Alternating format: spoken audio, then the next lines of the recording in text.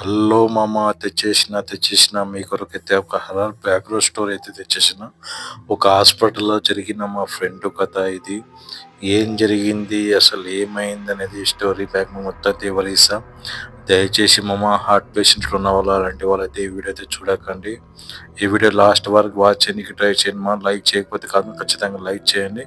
Channel subscribe చేసుకోతే subscribe. అయితే రీసెంట్‌గా వచ్చేసి మా ఫ్రెండ్ అయితే ఈ హాస్పిటల్‌లో అయితే వర్క్ అయితే చేస్తున్నాడు. ఆ వర్క్ చేసిన సమయంలో అయితే చాలా ఎమర్జెన్సీ కేసులు అయితే రావడం అయితే జరుగుతుండే.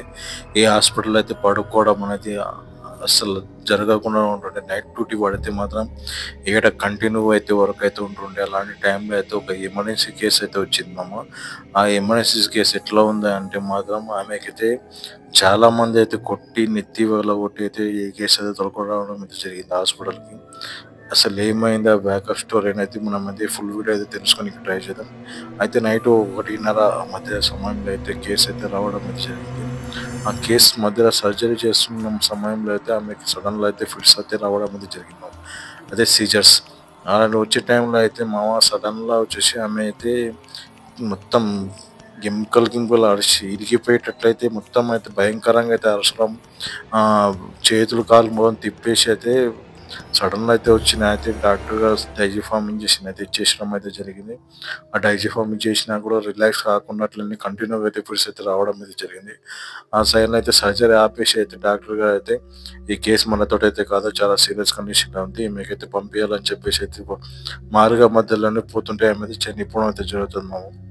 ఆ చనిపోయిన వాళ్ళ పేరెంట్స్ వచ్చేసి ఆ బాడీ అయితే కలెక్ట్ చేసుకుని అయితే ఇంటికి వెళ్ళేసి అయితే దానం అయితే చేయడం అయితే జరుగుతుంది. దానం చేసినాకైతే హాస్పిటల్ అయితే చాలా కేసులు అయితే అవుతుంటాయి. ఆ కేసుల్లో అయితే సమయంలో అయితే ఒక కంప్యూటర్ అనే వ్యక్తి రంజిత్ అని ఆయన, ఆ రంజిత్ అని అయితే ఓటీలో అయితే చాలా వర్క్ అయితే చేస్తుండే. అంటే ఓటీలో అయితే మనకు బిన్నులు పెట్టుకోవడం, బిన్నులు అంటే మనకు కత్తెలు ఆపరేషన్ సంబంధించిన సామాగ్రి ఉంటుంది కదా, ఆ బట్టలు క్లాత్స్ అవి పెట్టుకునేటప్పుడు అయితే నైట్ అక్కడనే స్టే చేసి పడుకునేటోడు చాలా రోజులు, చాలా రాత్రుల నుంచి.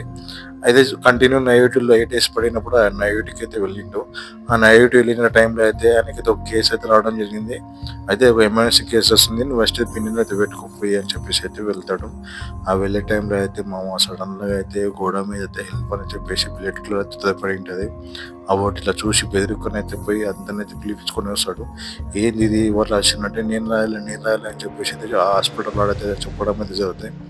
అప్పుడే వింత వింతగా బాబు క్లాత్స్ అవి ఇవి ఓటీలు అయితే బిన్నులు పెట్టుకోవడం టైంలో అయితే వింత వింత శబ్దాలు, ఎవరు గజ్జలు కట్టుకుని ఉరికినట్టు, నన్ను కాపాడండి అని చెప్పేసి అయితే సౌండ్లు అయితే వినిపిస్తుండే. అలాంటి సౌండ్లు వినేటప్పుడు అయితే ఆ బాబు అయితే చాలా బెదిరికోవడం అయితే జరుగుతుండే.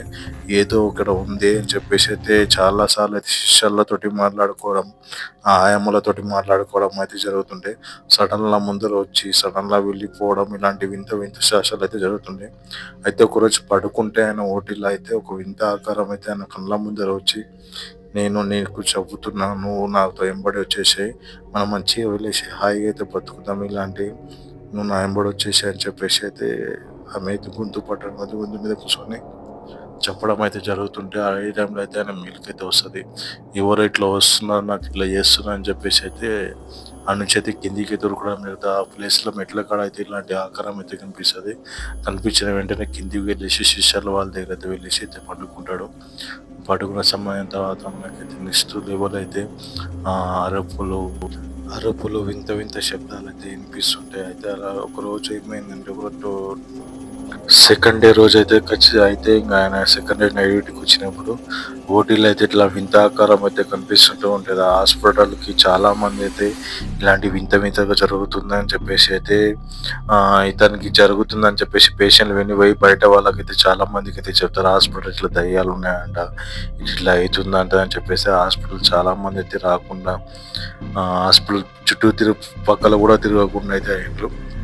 అయితే ఇతను రోజు రాత్రి పూట సైకిల్ వేసుకొని అయితే ఇంటికి అయితే వెళ్ళడం టైంలో అయితే చాలా విచిత్రమైన అరుపులు, విచిత్రమైన కుక్కలు అరచడం, ఇంటికాడ పడుకున్నాకైతే ఇంట్లో వెళ్ళినాకైతే అసలు రోజు కళలో రావడం, అట్లా వింత వింతగా అయితే అవుతుంటే అయితే వాళ్ళ తల్లిదండ్రులకి అయితే ఒక రోజు అయితే చెప్తాడు, మమ్మీ ఇట్లా ఒక రోజు అయితే యాక్సిడెంట్ కేసు అయితే వచ్చింది, ఆమెకి తల పగిలింది, ఆ తల పగిలిన నాకైతే చాలా మంది అయితే ఎత్తి మీద కొట్టి చంపిరంటామని, ఆమె కొట్టిన నాకైతే ఇట్లా విచిత్రంగా అయితే నాకు డైలీ కళలో వస్తుంది, ఇట్లా కనిపిస్తుంది మమ్మీ అని చెప్తే ఆమె అయితే వాళ్ళ తల్లిదండ్రులు విని "ఏం కాదులే నాన్న నువ్వు పండుకోలే కదా! నైట్ చేసొచ్చినావు కదా!" అలాంటి వింత వింతగైతే అయితుంటాయి.